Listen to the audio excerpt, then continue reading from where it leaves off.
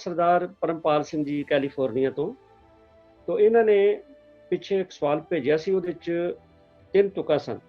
ਇੱਕ ਤੁਕ ਦੀ ਵਿਚਾਰ ਪਿਛਲੀ ਵਾਰੀ MP ਸਿੰਘ ਜੀ ਨੇ ਕੀਤੀ ਹੈ। ਉਹ ਅਗਲੀਆਂ ਜਿਹੜੀਆਂ 2 ਤੁਕਾਂ ਨੇ ਉਹਨਾਂ ਦੀ ਵਿਚਾਰ ਜਿਹੜੀ ਹੈ ਉਹ ਧਿਆਨੀ ਧਿਆਨ ਲਾਵੇ, ਗਿਆਨੀ ਗਿਆਨ ਕਮਾਵੇ, ਪ੍ਰਭ ਕਿ ਨਹੀਂ ਜਾਤਾ। ਦੂਸਰੀ ਹੈ ਗਿਆਨੀ ਧਿਆਨੀ ਬਹੁ ਉਪਦੇਸ਼ੀ, ਇਹ ਜਗ ਸਗਲੋ ਧੰਦਾ। तो इन्हां तुक्कां विच गुरु जी किहड़े ज्ञान ते ध्यान की गल करते हैं ते बहु उपदेशी तो की भाव है?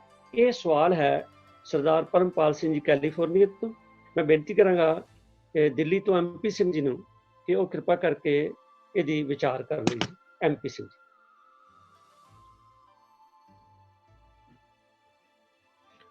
हाँ जी, वाहिगुरू जी का खालसा वाहिगुरू जी की फतेह। सो जिवें पिछली वारी जिस पंक्ति की विचार की सी ते ਉਹਦੇ बारे भी मैं बेनती की सी कि बई अर्थ करन लग्या जे उस शब्द के राव दे बंद का ध्यान रख लिया जाए तो काम सौखा हो जाता है। तो वही काम इस पंक्ति वास्ते भी करना चाहिए है। तो ये शब्द गुरु अर्जन पातशाह का श्री राग दे उच्चारण किया होया अंग 71 ते शोभित है। तो शब्द का जो पहला बंद है वो राव का बंद है।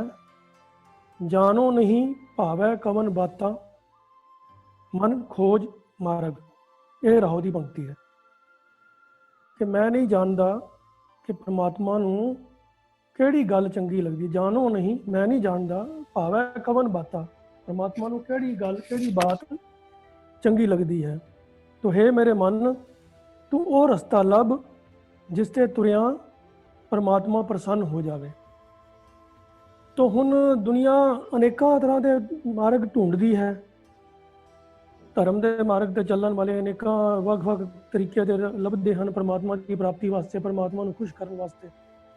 तो उन्हां दी मिसाल दिंदियां होइयां, उन्हां दी एग्जाम्पल दिंदियां होइयां गुरु अर्जन पातशाह फरमा रहे हैं कि ध्यानी ध्यान लावें, ज्ञानी ज्ञान कमावें, प्रभ कि नहीं जाता। भाई आपो अपने ढंग दे नाल सारे लोग कोशिश करते हैं कि प्रभु की सोझी पै जाए। तो किसी ने ध्यान का मार्ग लभ्या, किसी खास एक नुकते के उत्ते ध्यान, किसी ने किसी खास रोशनी के उत्ते ध्यान, किसी ने खास एक फिगर के उत्ते ध्यान, किसी ने मूर्ति के उत्ते ध्यान, भांत भांत के ध्यान लगाने की लोगों ने कोशिश की। कईयां ने यह भी किया भी अखां बंद करके अपने अंदर का ही ध्यान लगाओ। ध्यान मतलब कंसनट्रेट करना। तो इस तरीके के बड़े लोगों ने एफर्ट किए। कईयां ने ज्ञान के वध तो वध ज्ञान हासिल करके परमात्मा नूं अंडरस्टैंड करने की, परमात्मा को रियलाइज करने की कोशिश की थी। तो गुरु साहब ने सिर्फ ये मिसालां दे के गल यही समझाई और अगले पदियां च भी होर मिसालां आउणगियां। भगवती रहत जुगता जोगी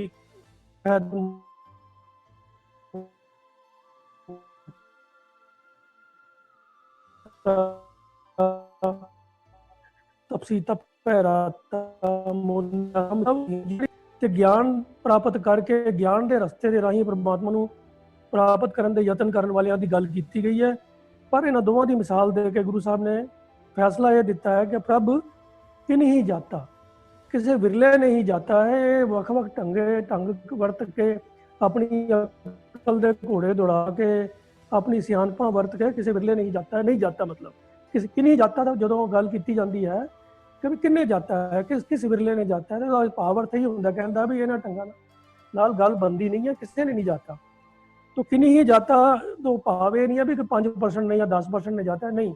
वह मुराद यही होंगी है भी कि नहीं जाता, किन्ने जाता है, नहीं जाता। तो यानी कि तरीके कारगर नहीं हैं।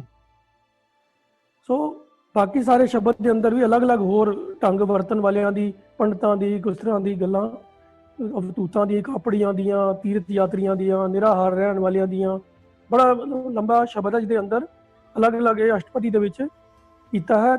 अंत दे विच जाके जो निर्णय उन्होंने अपना दे दिता है कि नानक गुर चरण पराता, कि नानक का सच्चे गुरु के चरनी आप डिग पिया है, गुरु की शरण लई है।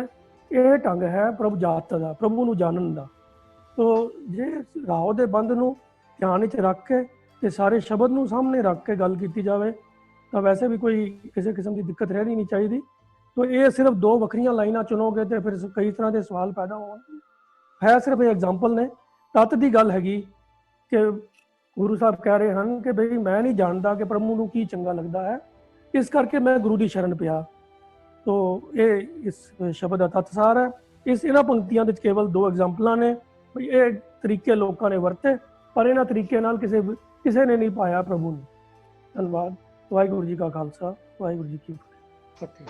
ਤੋ ਉਮੀਦ ਹੈ ਪਰਮਪਾਲ ਸਿੰਘ ਜੀ ਆਪ ਜੀ ਦੇ ਸਵਾਲ ਦਾ ਉੱਤਰ ਮਿਲ ਗਿਆ। ਤੋ ਗੱਲ ਤੇ ਇੱਕੋ ਹੀ ਹੈ ਕਿ ਜਿਸ ਤਰ੍ਹਾਂ ਵੀਰ ਜੀ ਨੇ ਦੱਸਿਆ ਵੀ ਜਿੰਨਾ ਚਿਰ ਸਾਡਾ ਧਿਆਨ ਕੇਂਦਰਿਤ ਵਾਹਿਗੁਰੂ ਦੇ ਚਰਨਾਂ 'ਤੇ ਨਹੀਂ ਹੁੰਦਾ, ਤੇ ਬਾਕੀ ਜਿਹੜੇ ਤਰੀਕੇ ਨੇ ਲੋਕੀ ਵੱਖ-ਵੱਖ ਤਰ੍ਹਾਂ ਦੇ ਅਪਣਾਉਂਦੇ ਰਹਿੰਦੇ ਨੇ। ਔਰ ਗੁਰਬਾਣੀ ਵਿੱਚ ਸਾਨੂੰ ਸਮਝਾਉਣ ਲਈ ਕਿ ਕਿਹੜੀ ਗੱਲ ਲੋਕੀ ਕਰਦੇ ਨੇ, ਇਹ ਸਾਰੀਆਂ ਐਗਜ਼ਾਮਪਲ ਦਿੱਤੀਆਂ ਨੇ। ਔਰ ਜਿਸ ਤਰ੍ਹਾਂ MP ਸਿੰਘ ਜੀ ਨੇ ਦੱਸਿਆ ਕਿ ਸਾਨੂੰ ਸ਼ਬਦ ਪੂਰਾ ਪੜ੍ਹਨਾ ਚਾਹੀਦਾ, ਉਹਦਾ ਜਿਹੜਾ ਕੇਂਦਰੀ ਭਾਵ ਹੈ ਰਹਾਉ ਦੀ ਤੁਕ ਵਿੱਚ, ਉਹਨੂੰ ਮੁੱਖ ਰੱਖ ਕੇ ਬਾਕੀ ਤੁਕਾਂ ਜਿਹੜੀਆਂ ਨੇ ਉਹ ਆਪਣੇ ਆਪ ਸਪਸ਼ਟ ਹੋ ਜਾਂਦੀਆਂ ਨੇ। ਤੋ MP ਸਿੰਘ ਜੀ ਆਪ ਜੀ ਦਾ ਬਹੁਤ ਬਹੁਤ ਧੰਨਵਾਦ ਹੈ ਜੀ।